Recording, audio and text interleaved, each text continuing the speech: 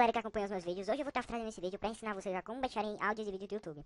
Mas antes eu vou estar deixando o link aqui de um canal chamado Alina Gamer, minha colega. Vocês só vai se inscrever, clicar aqui no botão inscrever com vocês, certo? Pronto, já tô inscrito. Agora vamos baixar, escolher a música que nós queremos no YouTube, por exemplo.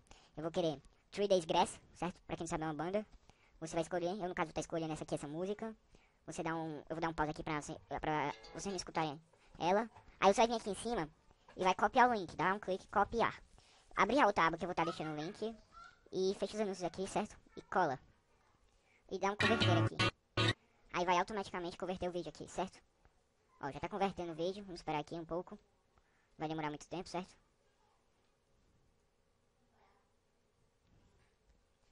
Pronto, depois de convertido, você já pode baixar o áudio. Você vai estar só esperando isso aqui carregar e clicar aqui. Download do arquivo MP3. E vai estar baixando. Então, esse foi o vídeo. Se gostou, dá like, se inscreve, dá joinha, viu? Então, fui!